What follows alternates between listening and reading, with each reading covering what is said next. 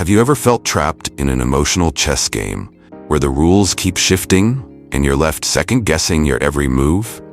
It's not always about malice. It's often a test of your intelligence, patience, and resilience. Some women play these games not to hurt you, but to challenge your sense of self and see if you truly know your worth. Here's the truth. Understanding the game isn't enough.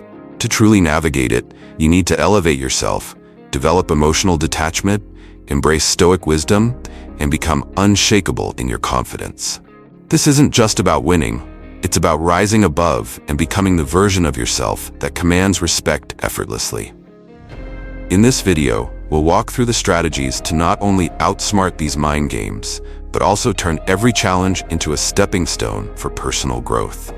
Stay with us until the end, because the final insight will transform how you approach relationships and your own life. Declare your power in the comments. I choose clarity over chaos. Let's begin this journey of mastering emotional intelligence together. Number 1. Recognizing the emotional game. In the intricate battlefield of relationships, the first step to victory is awareness. Emotional games often come cloaked in ambiguity, cryptic texts, sudden silence, or shifting expectations. It's easy to feel like you're fumbling in the dark, but remember, every move in this game has a purpose, and understanding it is your first line of defense. Imagine yourself as a master strategist, stepping onto a chessboard. Each action she takes, whether it's her enigmatic smile or a vague response, is a piece being moved. If you react impulsively, texting her 5 times in a row after she leaves your message on read, you're playing into her hands. But if you pause, observe, and analyze, you begin to see the patterns, the logic hidden beneath the surface. Take, for example, the classic scenario of mixed signals. She tells you, "I'm so busy, but I miss you," and yet days go by without her initiating contact. At first, you might feel compelled to chase, to seek clarity, but a better approach is to step back and assess. Is this behavior consistent, or is it situational? Is she testing your patience or gauging your reaction to uncertainty? Recognizing these possibilities is the difference between being reactive and being in control. The Stoics understood this well. Marcus Aurelius wrote, "If you are pained by external things, it is not they that disturb you, but your judgment of them." Emotional games thrive on your judgment, your rush to assume, your need for resolution.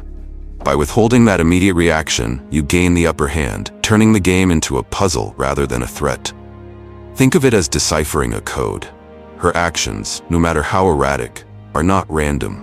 They're signals waiting to be interpreted.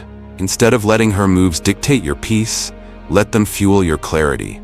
Each observation is a piece of the puzzle falling into place, revealing not only her intentions, but also your capacity for calm analysis. So, the next time you sense the beginnings of an emotional game, resist the urge to act immediately. Become the strategist. Watch, wait, and learn, because in this game, knowledge isn't just power, it's liberation. Stay tuned, because next, we'll uncover the art of emotional detachment and how it transforms your response to these mind games. Number 2. Don't react with emotion. In the grand theater of emotional games, your reactions are the currency of control. When you let emotions dictate your response, you're essentially handing over the reins, allowing her to steer the dynamic. But what if, instead of being the reactive player, you become the unshakable pillar of calm? Picture this. She sends a cryptic text. "Maybe we should rethink this. I don't know, I'm just confused." And your first instinct is to panic. Your heart races, your fingers hover over your keyboard ready to unleash a flurry of responses. "What do you mean? Did I do something wrong? Let's talk." Stop. Breathe. Realize this isn't just a statement, it's a move in a game, and your emotional outburst would only validate her control. Instead, channel your inner Stoic. Marcus Aurelius once advised, "You have power over your mind, not outside events." Realize this, and you will find strength. Her text? That's an outside event. Your racing thoughts? That's the battlefield. Instead of replying in a storm of anxiety, take a step back. Read the message again, but this time with a detached perspective. What's the intent here? Is it a genuine expression of confusion or a ploy to test your emotional balance? Respond with humor or calmness, something that says, "I see your move, but I'm not playing by your rules." For example, reply with, "Take your time. I'm grabbing some tacos in the meantime." This does two things. It diffuses the tension and subtly asserts that your world doesn't revolve around her ambiguity. Let's look at a real-world analogy. Imagine you're at a carnival and someone is trying to scare you in a haunted house. The power of their scare tactics lies entirely in your reaction. If you scream and flinch, they win. But if you stroll through with a smirk, occasionally commenting on the tacky decor, the ghost loses its power. The same principle applies here. By refusing to react emotionally, you flip the script. Your calmness becomes a mirror, reflecting her actions at her. It forces her to reconsider her approach because she's no longer getting the reaction she expected. It's not about ignoring her. It's about showing that your peace is untouchable. So, next time the game starts, remember, don't feed it with emotions. Serve up calm confidence instead. And trust me, nothing is more baffling or intriguing than someone who doesn't dance to the tune of chaos. Stay tuned, because up next, we'll dive into setting boundaries like a pro while keeping things playful yet firm. Number 3. The mirror effect. Mastering subtle reflection. In the intricate dance of emotional dynamics, mirroring is your most elegant move. It's not about mockery or confrontation. It's about creating a space of understanding so subtle that it disarms even the sharpest of minds. Mirroring her behavior, tone, or body language allows you to build rapport while also holding a mirror to her actions, without ever uttering a word of critique. Imagine this scenario. You're at a coffee shop, discussing plans, and she throws a subtle dig cloaked in sweetness. It must be so nice not to overthink everything, like you. A less controlled man might bristle, firing back with defensiveness or retreating into silence. But you, armed with the mirror effect, lean forward slightly, echo her tone, and reply with a smile. Oh, and I can tell how refreshing it is for you to see it in action. This response does two things. First, it mirrors her subtle jab in a manner so poised it highlights the nature of her remark without outright confrontation. Second, it shifts the emotional weight back to her, inviting her to consider her words more thoughtfully. You're not escalating, you're simply holding up a mirror. Let's turn to an analogy. Think of a calm, reflective lake. When someone throws a pebble into its surface, the ripples are a perfect echo of the disturbance, no more and no less. The lake doesn't judge the pebble, it simply reflects its motion. Your mirroring should be just like that, gentle, precise, and utterly in control. This tactic also works in nonverbal communication. If she crosses her arms, you subtly mirror the gesture for a brief moment before transitioning to a more open stance, inviting her to do the same. It's an unspoken cue, fostering alignment without force. But here's the key. Mirroring must be light and thoughtful. Overdo it, and it risks coming off as insincere or mocking. Underdo it, and its impact may be lost. Strike the balance, and you'll create an unspoken language of understanding that elevates the conversation. Marcus Aurelius reminded us, the soul becomes dyed with the color of its thoughts. Through mirroring, you paint an environment of calm, respect, and consideration, compelling her to do the same. Next, we'll explore the power of detachment, how stepping back emotionally can bring people closer to your orbit. Stay tuned. Number 4. Demonstrating value through action. Words can charm, persuade, or even deceive. But actions? Actions stand unshaken as the ultimate proof of character and worth. When faced with emotional games, your response isn't about delivering the perfect comeback or getting drawn into debates. It's about showing, not telling, who you truly are. Imagine this. You're in a situation where she questions your ambition with a playful jab. Oh, are you still working on that idea? Sounds like a lot of talk to me. The unprepared man might defend himself, launching into an explanation or counter-critique. But not you. Instead, you remain calm, offer a small smile, and simply continue your work. Weeks later, when your project bears fruit, the results speak volumes. No argument, no justification, just undeniable proof of your value. This principle resonates with the quiet dignity of Stoicism. Marcus Aurelius famously wrote, "Waste no more time arguing about what a good man should be. Be one." Your energy is finite. Every moment spent in unnecessary verbal skirmishes is a moment lost in the pursuit of what truly matters. Your growth, your goals, your peace. Think of a mountain. Does it justify its height or explain its grandeur? No, it simply stands tall, weathering storms and bearing the weight of time, its majesty self-evident. Be the mountain in your interactions. When faced with challenges or provocations, let your actions build a foundation so solid that no amount of noise can shake it. Here's a practical application. If she accuses you of not caring enough because you didn't reply to a text immediately, instead of engaging in a defensive exchange, respond with actions that show care over time. A thoughtful gesture, consistent support, or simply being reliable conveys far more than an argument ever could. By demonstrating your value through consistent action, you send a powerful message. You are steady, intentional, and driven. You don't need to prove your worth in words because your actions already do. And those who recognize this will gravitate toward you, not because of what you say, but because of what you do. Stay tuned as we explore the art of detachment and how maintaining emotional distance can fortify your inner strength and make you truly irresistible. Number 5. Setting unshakable boundaries. Boundaries are not walls. They're the fortress of your dignity. To a sharp and discerning mind, allowing someone to overstep them is not a sign of kindness, but of surrender. The intelligent man understands this truth. Your boundaries are your declaration of self-worth. A silent anthem that says, "I know who I am, and I will not compromise." Picture this. She dismisses your achievements with a casual, cutting remark. "Oh, anyone could have done that."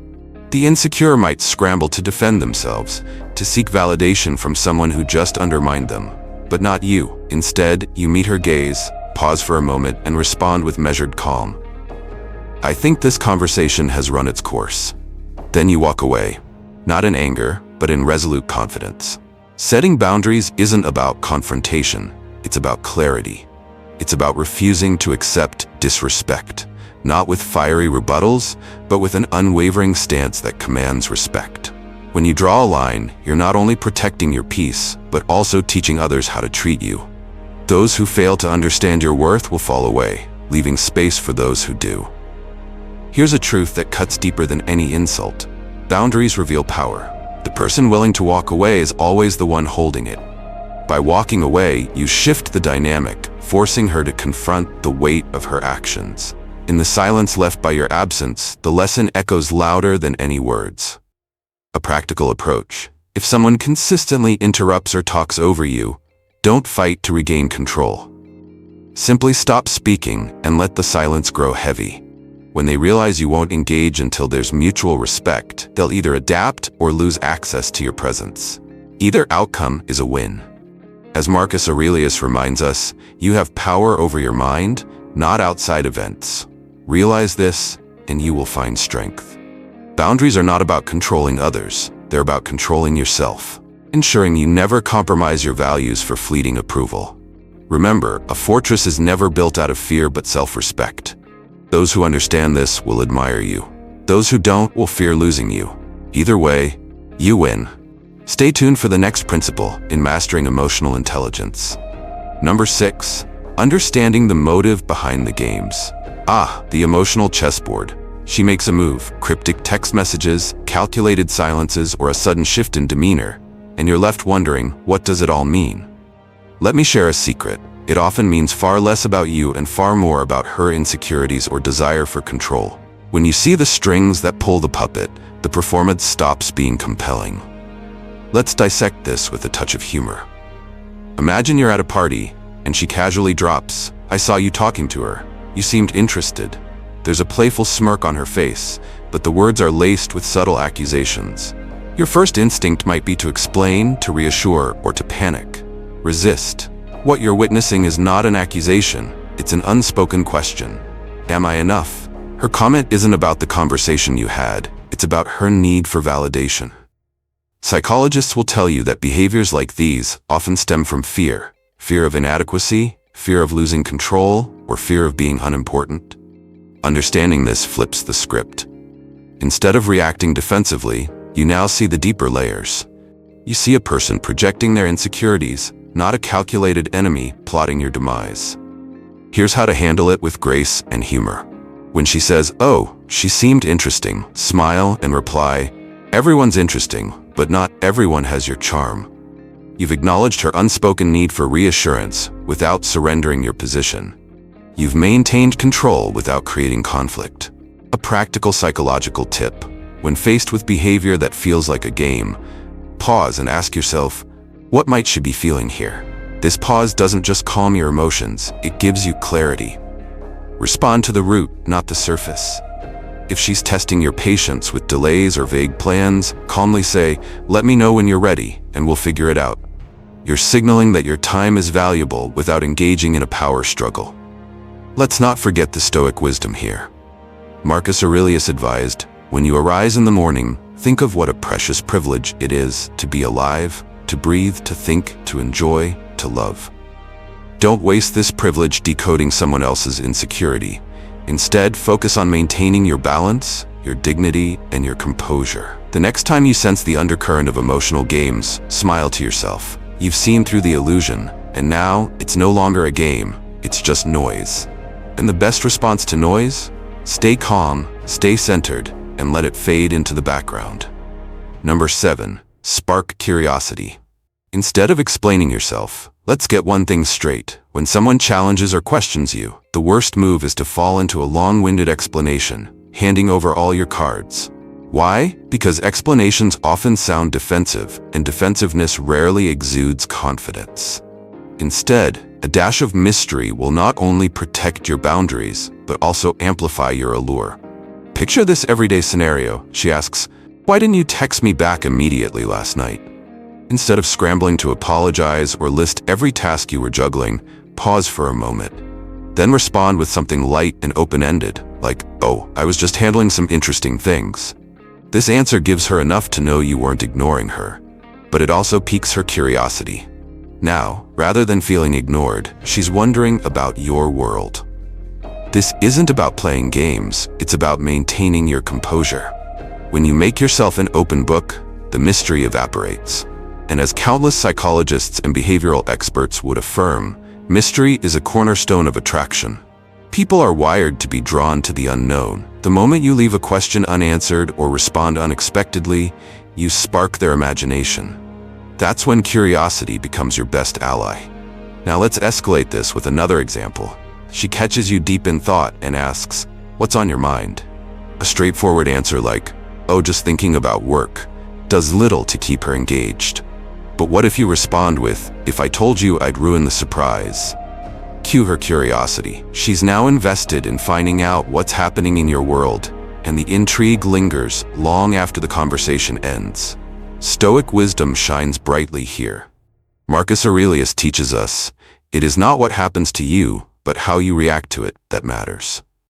Choosing mystery over explanation isn't just a tactic, it's a mindset of self-assurance. It's a declaration that you don't owe anyone a play-by-play of your life unless you choose to share it.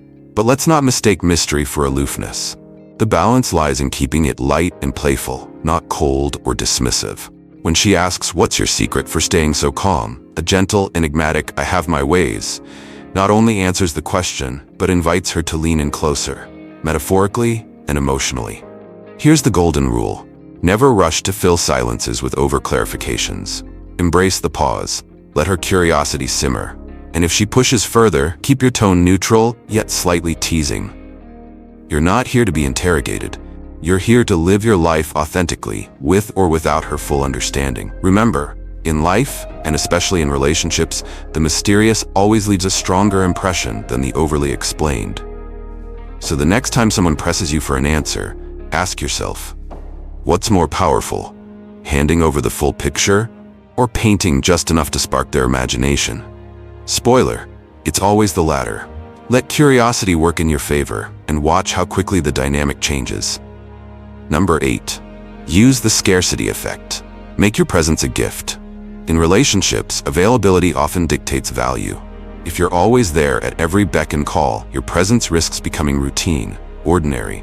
But if you manage your time strategically and selectively engage, suddenly you're not just another text reply or a coffee date. You're a prize, a unique energy that can't simply be summoned. Welcome to the art of the scarcity effect. Let's paint a scene. She texts, can we meet tonight? I'm bored. Your immediate instinct might be to agree, thinking it shows your interest. But hold on. By always being available, you risk devaluing your time and energy. Instead, try responding, tonight's packed for me, but how about later this week? I'll bring that book you wanted to borrow. In one move, you've maintained control over your schedule, shown respect for her time, and framed your next meeting as something she can anticipate. This isn't about playing hard to get. It's about managing expectations and emphasizing your worth. Psychologically, scarcity increases perceived value. Marketers use this tactic all the time with phrases like limited edition or while supplies last. Why shouldn't you apply the same principle to your presence? You're not a vending machine dispensing attention on demand. You're a Michelin-starred chef serving curated experiences. Another example.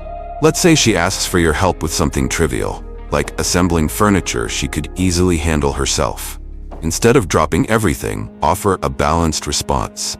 I'd love to help, but I've got some deadlines. Let's set a time this weekend and we'll tackle it together. By setting boundaries, you demonstrate that your time is valuable, and when you do help, it feels intentional rather than obligatory. The Stoic connection here is undeniable. Epictetus reminds us, a man can't learn what he thinks he already knows. By making your time and presence scarce, you subtly teach others to appreciate what they might otherwise take for granted. But there's nuance. Scarcity doesn't mean ignoring her or being aloof. It means showing up with intention and creating moments that feel special because they are rare. For instance, when you do meet, focus entirely on her. Leave your phone in your pocket, listen actively, and make her feel like the center of your universe for that time. The juxtaposition between your selective availability and full presence when you're together is what makes this strategy so effective. Here's a final thought. Being less available doesn't mean being less caring. It means respecting your time enough to share it wisely and teaching her to value it in return. Scarcity isn't about withholding. It's about elevating your presence to something she looks forward to, something she cherishes. In doing so, you not only protect your energy, but also amplify your worth in her eyes. Number 9, transforming the relationship into a team effort. When you sense that the dynamic with her feels more like a chess match than a partnership, it's time to flip the script. If she's pulling strings and playing subtle games, you don't need to engage in a battle of wits. Instead, reframe the relationship as a collaborative effort. By turning the situation into a team-based endeavor, you not only disarm manipulation, but also showcase your emotional intelligence and leadership. Imagine this. She casually remarks, "You never prioritize me in your plans. It feels like I'm always competing for your attention." Instead of getting defensive or justifying your choices, lean in with a calm smile and say, "You're right. Let's fix that together. How about we plan something amazing this weekend?" Boom. The tension evaporates. Suddenly, instead of you being the villain, you're a team player, and she's intrigued by the unexpected twist. Or picture this scenario. She's upset about something trivial, like the fact you didn't reply to her meme with enough enthusiasm. Rather than letting it spiral into a petty argument, pivot the conversation. Say, I think we'd make an unbeatable duo at finding memes that make us laugh. Should we start a collection together? It's playful and collaborative, and subtly redirects her energy from criticism to shared fun. This tactic works because it disrupts the cycle of manipulation. Games thrive on conflict and opposition.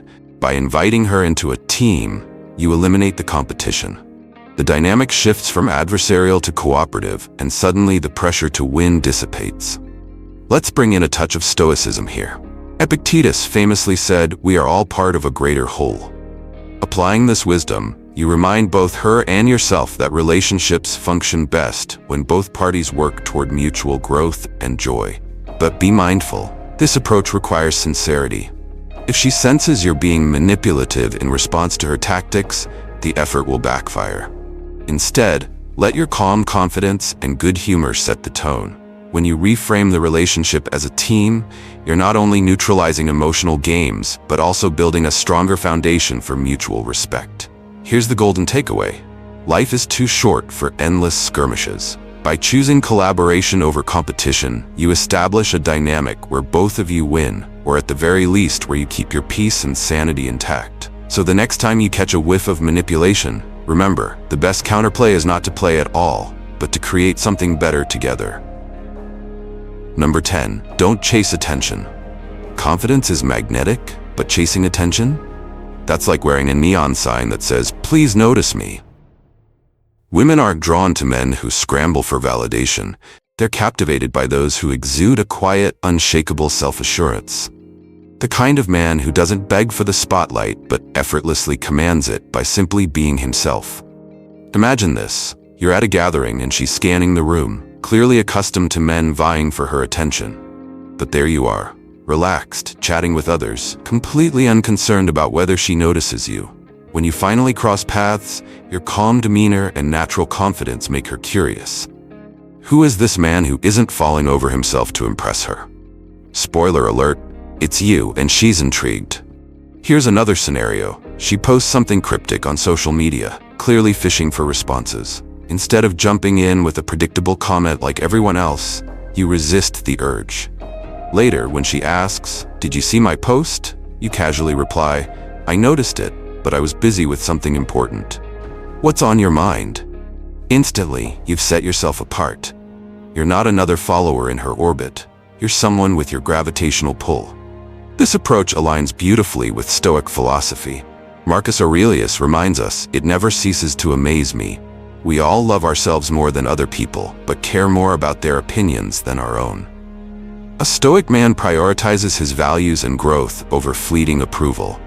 By focusing on becoming the best version of yourself, whether that's through developing skills, pursuing passions, or achieving goals, you naturally command respect and admiration. But let's be clear. This isn't about playing hard to get or pretending not to care. It's about genuinely valuing your time, energy, and self-worth over superficial validation. When you stop chasing attention, you create space for authentic connections. Women are drawn to men who don't need them to feel complete, because those men offer something far more compelling: stability, wisdom, and a sense of purpose. So the next time you feel the urge to seek approval, pause. Instead, ask yourself, am I focusing on my growth or their gaze? The answer will guide you toward a more fulfilling, magnetic version of yourself, one that doesn't need to chase attention because it naturally attracts it. Number 11, the power to walk away, embracing strength in letting go. Walking away isn't weakness, it's power. It's the ultimate declaration that you value your peace and self-respect over clinging to a situation that diminishes you. A man who knows his worth isn't afraid to leave when respect, sincerity, or mutual growth is absent. And that act of departure, it's not just a personal victory. It's a statement that echoes louder than any words could. Imagine this. You're in a relationship where every conversation feels like a battle. She dismisses your opinions, belittles your achievements, or plays endless emotional games. You've tried addressing the issues, but nothing has changed. Instead of staying and letting resentment eat away at you, you decide to leave. It's not easy, but as you walk away, you feel a weight lift, a newfound freedom to focus on your growth. She might call you selfish or accuse you of giving up, but deep down, you know better. You're not leaving to escape, you're leaving to evolve. Let's take a more everyday example. A close friend constantly takes advantage of your generosity.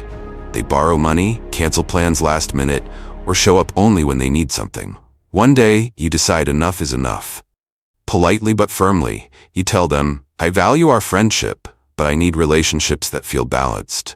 If that's not possible, I think we should part ways." At first, they might react with anger or disbelief, but over time you'll realize you've made room for healthier, more fulfilling connections. Walking away also resonates with Stoic principles.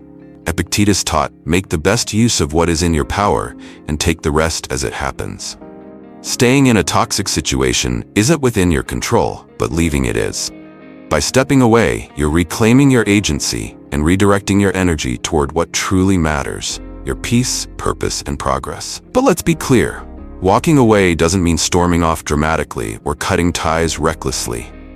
It's a calculated, composed decision rooted in self-awareness. It's saying, I respect myself too much to remain where I'm not valued. This applies not only to romantic relationships, but also to friendships, workplaces, and even family dynamics. For instance, consider a job where your contributions are consistently overlooked. You've worked hard and exceeded expectations, but there's no recognition or growth. Instead of staying out of fear or comfort, you start searching for better opportunities. When you finally leave, your decision isn't just about finding a better paycheck. It's about prioritizing your dignity and ambition. Ultimately, walking away is an act of courage. It's proof that you're not afraid of starting over or standing alone. And ironically, this very willingness to leave often earns the respect you sought in the first place. So when the moment comes, don't hesitate.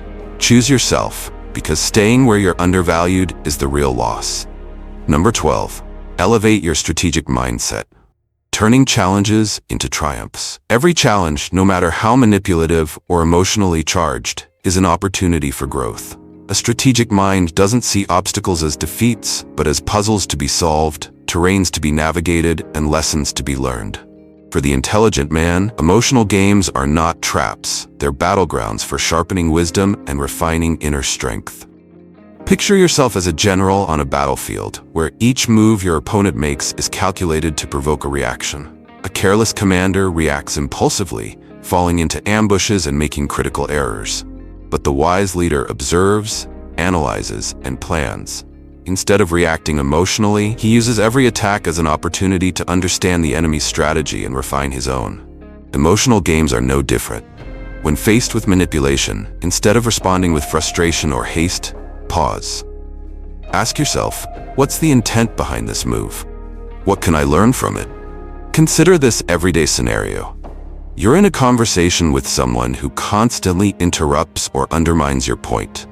The instinct might be to raise your voice or argue, but a strategic thinker knows better. Instead of engaging in a verbal tug-of-war, you calmly say, "Let's hear your perspective first. I'll share mine afterward." Suddenly, you've taken control of the dynamic without raising your voice. They're left reevaluating their tactics while you've maintained your composure and authority. Now, let's take it to a higher level. Imagine you're in a relationship where your partner occasionally tests your boundaries with subtle jabs or mind games. Instead of taking the bait, you step back and view the situation objectively. You might think, is this a pattern or a one-time slip? What's motivating this behavior? An insecurity, a need for attention, or simply a bad day? This approach not only protects your emotional balance, but also allows you to respond with precision and thoughtfulness, rather than frustration. Marcus Aurelius, the Stoic emperor, once advised, "The impediment to action advances action. What stands in the way becomes the way." This is the essence of strategic thinking. Every game, every challenge, every manipulation is an invitation to refine your intellect and fortify your resolve. Think of emotional games as sparring sessions. Each jab you dodge, each fight you read, strengthens your mental agility. Over time, you don't just survive these challenges, you master them. And with mastery comes confidence, clarity, and control. So the next time you're faced with an emotional power play, don't see it as an annoyance. See it as training. Let each encounter sharpen your mind, solidify your boundaries, and remind you of your immense capacity for growth. When you approach life like a chessboard, every piece moves with purpose, and every game, win or lose, becomes a step toward victory. Number 13. Embrace Stoic philosophy. In the turbulent seas of emotional games, Stoic philosophy stands as the lighthouse guiding you to calmer waters. It reminds us of a powerful truth: you cannot control how others behave, but you can always control how you respond. This shift in perspective transforms every interaction from a battlefield to an opportunity for growth and mastery. Imagine this scenario. You've been waiting for her to confirm plans, but instead, she leaves your messages unread. Hours turn into a day, and the irritation starts to bubble. The instinct might be to demand an explanation, or worse, overanalyze her silence. But a Stoic would approach this differently. Instead of reacting with frustration or desperation, you pause, reflect, and remind yourself, "This is beyond my control. My time and peace are mine to protect." With that clarity, you focus your energy elsewhere, perhaps reading a book, hitting the gym, or tackling a project you've been meaning to start. The magic here lies in taking control of your narrative. Her lack of response is no longer an affront, but a neutral event. It's the meaning you attach to it that determines how it affects you. By disengaging emotionally, you reclaim your power and demonstrate a level of composure that few can rival. Another example could involve her criticizing something you've done. Perhaps she makes a cutting remark about your career choices or hobbies. Instead of defending yourself or retaliating, you channel Marcus Aurelius's wisdom. If it is not true, do not concern yourself. If it is true, use it to improve. You evaluate the comment calmly, deciding whether it holds value or can be dismissed. Either way, you respond with measured confidence. Thanks for sharing your perspective. I'll consider it. Stoic philosophy doesn't advocate passivity, but rather mastery over one's emotions. It's about refusing to let others dictate your inner peace. When she tests your boundaries or attempts to provoke you, your ability to remain unshaken becomes a silent declaration of strength. In embracing this mindset, you send a powerful message, not just to her, but to yourself. You are not a puppet dancing to someone else's strings. You are the composer of your symphony, and no fleeting storm can disrupt the melody you create. Stoicism is not merely a tool for relationships, it is a framework for a life lived with purpose, clarity, and unwavering dignity. Number 14. Growth through adversity. Adversity, like fire to metal, is what tempers the soul. The challenges you face are not meant to break you, but to forge you into a man of greater depth, strength, and resilience. Each trial is a lesson, each setback an opportunity, and each moment of pain a step closer to becoming the best version of yourself. Picture this: a relationship filled with emotional games and manipulation finally comes to an end. At first, the pain feels unbearable, like the weight of the world pressing down on your chest. But as the days turn into weeks, something shifts. You begin to see the experience not as a loss, but as a catalyst for growth. You realize that the pain taught you patience, the confusion sharpened your clarity, and the betrayal fortified your boundaries. This isn't just survival, it's transformation. Adversity forces you to confront truths about yourself and the world around you. Maybe you've realized that your worth isn't tied to someone else's approval, or that your peace matters more than a fleeting connection. These realizations, though born of hardship, become the cornerstones of a stronger, wiser you. Let's take a real-world example. Think of an athlete who trains relentlessly, enduring pain, setbacks, and countless defeats. With every failure, they refine their technique, strengthen their resolve, and build the discipline needed to succeed. Life's challenges are no different. Every misstep in a relationship, every game played with your heart is like a rep in the gym, strengthening your emotional muscles and preparing you for the next chapter. The Stoics understood this deeply. Seneca once said, "Difficulty strengthens the mind, as labor does the body." When you embrace adversity as a necessary part of your journey, you transform suffering into power. You stop asking, "Why me?" and start asking, "What can I learn from this?" The beauty of growth through adversity is that it doesn't just benefit you, it radiates outward.